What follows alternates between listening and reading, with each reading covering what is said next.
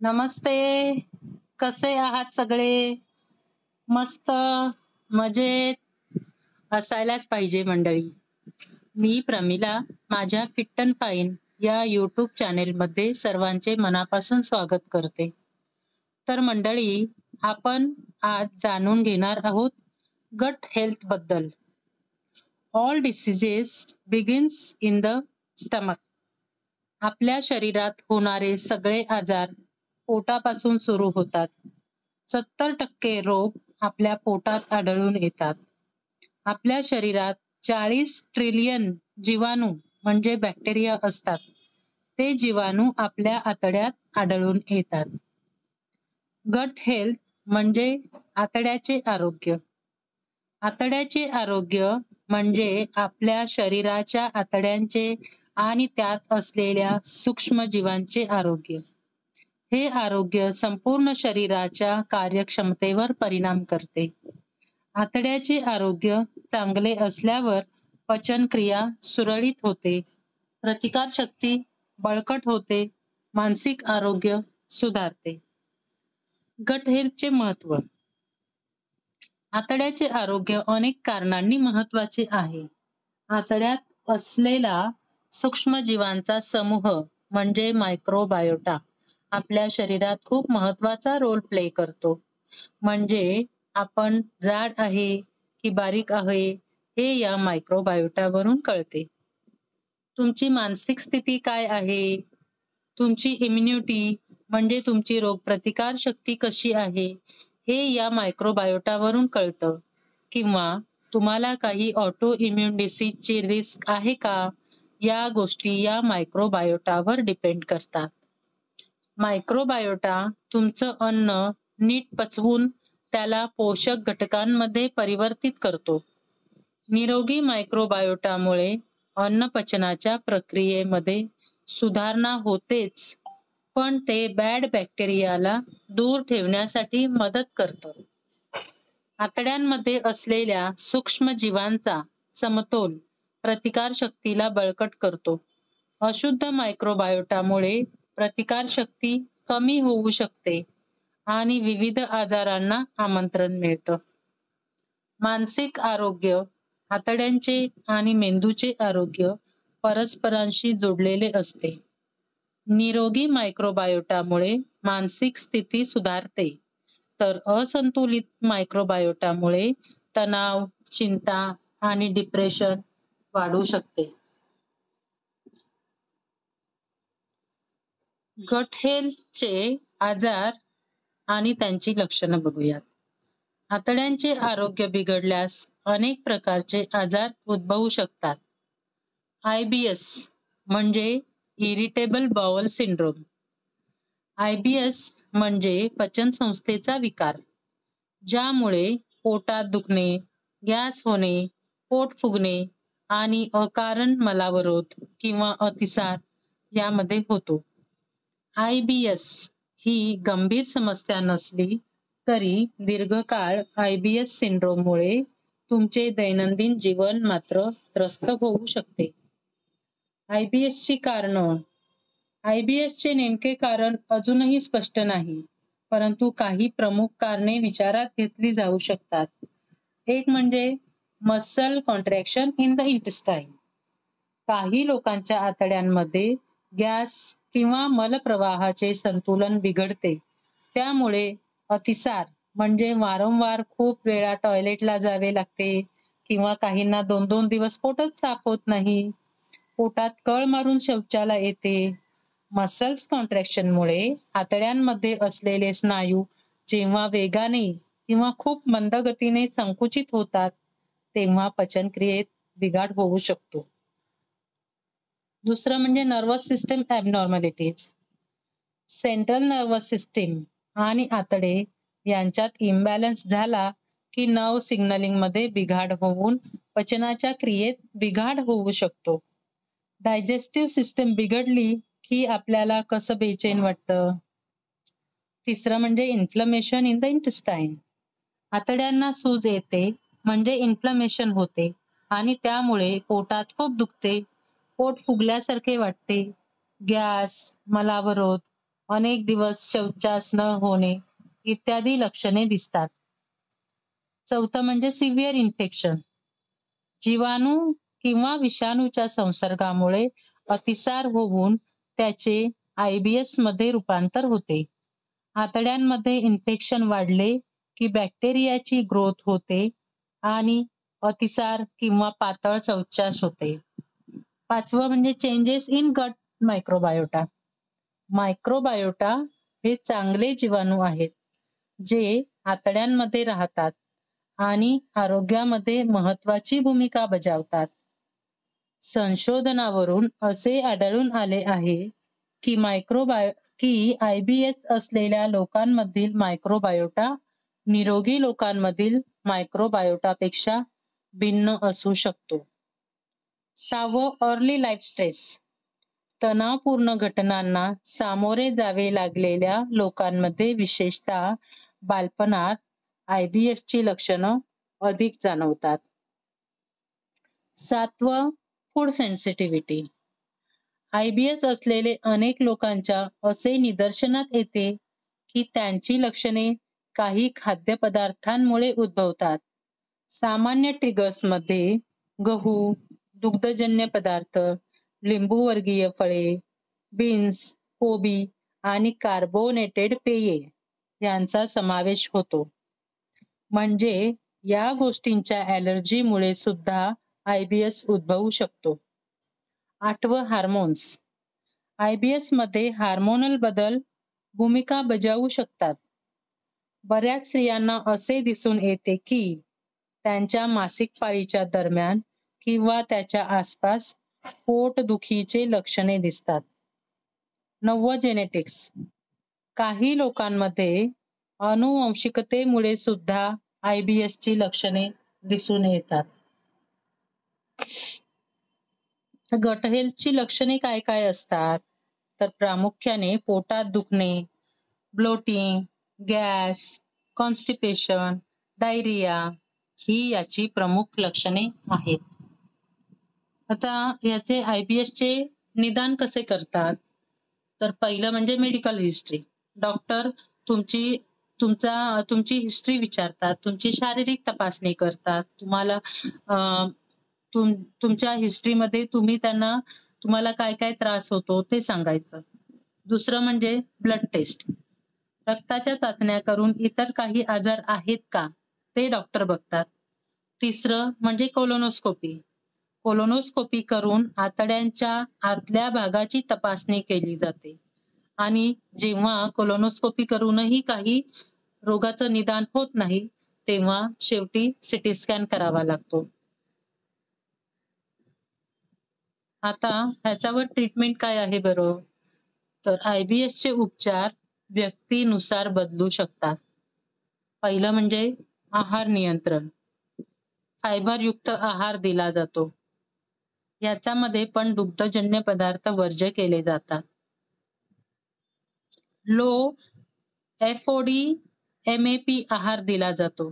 यात ज्या कर्बोदकांमुळे पोटदुखी आणि गॅस होतो त्यांचे सेवन करणे काही काळासाठी बंद केले जाते.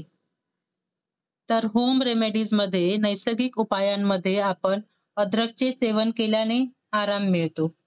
पुदिन्याचे तेल किंवा पुदिना आहारात वापरल्यानेही फायदा होतो. काही रुग्णांना प्रतिजैविके म्हणजे अँटीबायोटिक्स सुद्धा द्यावे लागतात. काहींना लोपरामाइड सारखी औषधे अतिसार कमी करण्यासाठी दिली जातात. काहींना पोटफुगी कमी करण्यासाठी प्रतिपाचक औषधे दिली जातात. मात्र हे सगळं डॉक्टरांच्या सल्ल्यानुसार. आता IBD म्हणजे गट हेल्थचा दुसरा प्रकार आहे IBD म्हणजे inflammatory bowel disease. Inflammatory bowel disease म्हणजे आतड्यांच्या पोटाच्या भिंतींना दीर्घकालीन सूज येते. IBD चे 2 प्रमुख प्रकार आहेत. पहिलं म्हणजे क्रोहन्स रोग आणि दुसरा म्हणजे अल्सरेटिव्ह कोलायटिस. हे विकार गंभीर असून दीर्घकाळ टिकू शकतात आणि रुग्णाच्या जीवनावर मोठा परिणाम करू शकतात. क्रोहन्स डिसीज हा संपूर्ण पचन संस्थेवर इफेक्ट करतो, परंतु सामान्यतः हा लहान आतडे म्हणजे इलियम आणि मोठ्या आतड्यात म्हणजे कोलोनच्या भागावर परिणाम करतो. यात पोटाच्या भिंतींना सूज येऊन जखमा आणि अरुंद वाट निर्माण होऊ शकते. दुसरं म्हणजे अल्सरेटिव्ह कोलायटिस. अल्सरेटिव्ह कोलायटिस हा केवळ मोठ्या आतड्यांवर म्हणजे कोलोनवर आणि मलाशयावर म्हणजे रेक्टमवर परिणाम करतो. या विकारात आतड्यांच्या अंतर्भागावर अल्सर म्हणजे जखमा तयार होतात आणि पोटाच्या भिंती सुजतात. आता ह्याची कारणं काय आहेत बरं? तर आयबीडीची नेमके कारण अजूनही स्पष्ट झाले नाही, परंतु काही प्रमुख घटक याचे कारण असू शकतात. एक, प्रतिरोधक प्रणालीचे बिघाड. शरीराची प्रतिरोधक प्रणाली आपल्या स्वतःच्या आतड्यांच्या पेशीवर हल्ला करते आणि त्यामुळे सूज येऊ शकते. दुसरं म्हणजे जेनेटिक्स, अनुवंशिकता. कुटुंबात आयबीडी असलेल्या व्यक्तींमध्ये या विकाराचा धोका जास्त असतो. तिसरं म्हणजे धूम्रपान आणि पर्यावरणीय घटक. काही पर्यावरणीय घटक जसे की आहार, ताण, तणाव, धूम्रपान यामुळे सुद्धा आयबीडी होण्याची शक्यता जास्त असू शकते. आता याची लक्षणं काय आहेत बरं आयबीडीची? तर काही सामान्य लक्षणांमध्ये पोटदुखी, अतिसार म्हणजे पातळ शौचास होणे, रक्तस्राव, मलाशयातून रक्त येणे, वजन घटणे, अकारण वजन कमी होते, शारीरिक थकवा किंवा विकनेस किंवा कमजोरी आणि लॉस ऑफ ॲपेटाईट किंवा भूक कमी होते याच्यामध्ये. आयबीडीचे उपचार काय आहेत हे जाणून घेऊया. आयबीडीच्या उपचारांमध्ये प्रामुख्याने अँटी इन्फ्लमेटरी ड्रग्स, इम्युनोसप्रेसेंट्स, अँटीबायोटिक्स काही वेळेस डॉक्टर ॲडवाइस करतात. क्रोहन रोगासाठी आतड्यातील बाधित भाग काढून टाकण्यासाठी शस्त्रक्रिया करावी लागते आणि अल्सरेटिव्ह कोलायटिससाठी कोलोन आणि रेक्टम काढण्याची शक्यता असते सिव्हिअर केसेसमध्ये. आयबीडी डिसीज हा एक गंभीर विकार आहे ज्यामुळे रुग्णाच्या जीवनावर मोठा परिणाम होतो. योग्य उपचार आणि आहार आणि जीवनशैलीत बदल करून आयबीडीची लक्षणे नियंत्रित करता येऊ शकतात. तज्ज्ञांच्या सल्ल्यानुसार योग्य उपाययोजना केल्यास रुग्णांना आराम मिळू शकतो. आपल्या आहारात आणि जीवनशैलीत काही महत्त्वाचे बदल करून आपण आपल्या आरोग्याचे चांगले व्यवस्थापन करू शकतो आणि निरोगी आयुष्य जगू शकतो. आता गट हेल्थचा तिसरा प्रकार आहे लीकी गट सिंड्रोम. यामध्ये आतड्यांच्या भिंतीतील अरुंद अंतर कमकुवत होते आणि त्यामुळे विषारी पदार्थ, न पचलेले अन्नकण आणि बॅक्टेरिया रक्तप्रवाहात प्रवेश करतात. हे विकार सामान्यतः विविध प्रकारच्या आजारांशी जोडलेले असते आणि संपूर्ण शरीराच्या कार्यक्षमतेवर परिणाम करू शकते. त्याचे नेमके कारण अद्याप स्पष्ट नाही, पण काही प्रमुख घटकांमुळे हे होऊ शकते. एक म्हणजे जंक फूड, दोषपूर्ण आहार, प्रक्रिया केलेले पदार्थ, साखर आणि जास्त प्रमाणात अल्कोहोल यांचा वापर आतड्यांच्या भिंतींना कमकुवत करतो. दुसरं म्हणजे संक्रमण किंवा इन्फ्लमेशन. बॅक्टेरिया, विषाणू आणि फंगस यांच्या संक्रमणामुळे आतड्यांच्या भिंतीमध्ये दोष निर्माण होतो. तिसरं म्हणजे मेडिसिन, औषधे. दीर्घकाळ आपण अँटीबायोटिक्स घेतो, प्रतिजैविके घेतो, NSAIDs non steroidal anti inflammatory drug ज्याला म्हणतात ते आपण वारंवार घेतो. त्यामुळे आतड्यांच्या भिंतींना नुकसान पोहोचू शकते आणि त्यामुळे हा लिकी गट सिंड्रोम होऊ शकतो. पुढचं नेक्स्ट म्हणजे स्ट्रेस. दीर्घकाळ तणावामुळे आतड्यांच्या भिंतीवर परिणाम होऊ शकतो. आणि पाचवं म्हणजे अनुवंशिकता. काही लोकांमध्ये अनुवंशिकतेमुळेही लिकी गट सिंड्रोम होण्याची शक्यता जास्त प्रमाणात असते. आता याची लक्षणं काय आहेत ती जाणून घेऊयात. लिकी गट सिंड्रोमची लक्षणे विविध प्रकारची असू शकतात आणि ती इतर आजारांच्या लक्षणासारखी असू शकतात. काही सामान्य लक्षणामध्ये इनडायजेशन म्हणजे अपचन, ॲलर्जी. तिसरं म्हणजे स्किन डिसीज, त्वचारोग. चौथं विकनेस, स्ट्रेस, ताणतणाव, जॉईंट पेन, मसल पेन, स्नायुदुखी, पोटदुखी. ही झाली ह्याची सगळ्याची लक्षणं. आता याचं डायग्नोसिस कसं करतात बरं लिकी गट सिंड्रोमचं? तर पहिलं म्हणजे हिस्ट्री. डॉक्टर वैद्यकीय इतिहास आणि शारीरिक तपासणी हे आणि काही विशिष्ट चाचण्या करून ह्याचे निदान करतात. पुन्हा ब्लड टेस्ट करावी लागते. काही प्रकारच्या रक्ताच्या चाचण्या करायला लागतात. त्याच्यामध्ये इतर काही आजार असतील तर त्याचा शोध घेतला जातो. नंतर नेक्स्ट म्हणजे स्टूल म्हणजे मलाची टेस्ट करावी लागते. त्याच्यामधून मलाच्या चाचणीमधून काही संक्रमण किंवा अन्य विकारांचा शोध घेतला जातो. आणि लास्ट म्हणजे युरिन टेस्ट. लॅक्टोलोज मॅनिटॉल टेस्ट ही एक युरिन टेस्ट आहे. यात लघवीत असलेल्या लॅक्टोलोज आणि मॅनिटॉलच्या प्रमाणातून आतड्यातील छिद्रे मोठी आहेत की लहान आहेत याचे निदान केले जाते. आता आपण ट्रीटमेंट पाहूया लिकी गट सिंड्रोमची.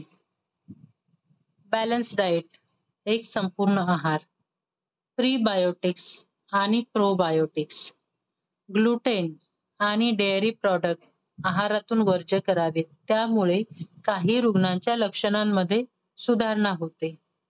अँटी इन्फ्लेमेटरी आहार यामध्ये ताजी फळे, भाज्या आणि ओमेगा 3 फॅटी ऍसिड असलेले पदार्थ आतड्यांची सांध्याची सूज कमी करतात. नैसर्गिक उपचारांमध्ये आपण अद्रक आणि पुदिना यांचा आहारात उपयोग करू शकतो. आतड्यांच्या स्नायूंचे संकुचन कमी होऊन आतड्याचे आरोग्य सुधारण्यास त्यामुळे मदत होते. आता टोटल गट हेल्थसाठी काय आहार घ्यायचा बरोबर? आतड्यांचे आरोग्य राखण्यासाठी आहार अत्यंत महत्वाचा आहे. योग्य आहारामुळे आतड्यात गुड मायक्रोबायोटा म्हणजे चांगले बॅक्टेरिया वाढतात आणि आतड्यांचे कार्य सुधारण्यास मदत होते. फायबरयुक्त आहार. फायबरयुक्त आहार म्हणजे संपूर्ण धान्य, फळे, भाज्या आणि डाळी, ड्रायफ्रुट्स, सीड्स. फायबरयुक्त आहार पचन क्रियेसाठी खूप महत्वाचा आहे. दुसरं म्हणजे प्रोबायोटिक्स. प्रोबायोटिक्स म्हणजे जिवंत सूक्ष्मजीव ज्यांनी आतड्यांचे आरोग्य सुधारते. कशात असतात बरं प्रोबायोटिक्स? तर दही आणि इतर आंबवलेले पदार्थ हे प्रोबायोटिक्सचे उत्तम स्रोत आहेत. यातील जीवाणू अन्न पचवण्यास मदत करतात, रोगास कारणीभूत पेशी नष्ट करतात आणि जीवनसत्वे तयार करतात. तिसरं म्हणजे प्रीबायोटिक्स. उदाहरणार्थ लसूण, कांदा, केळी.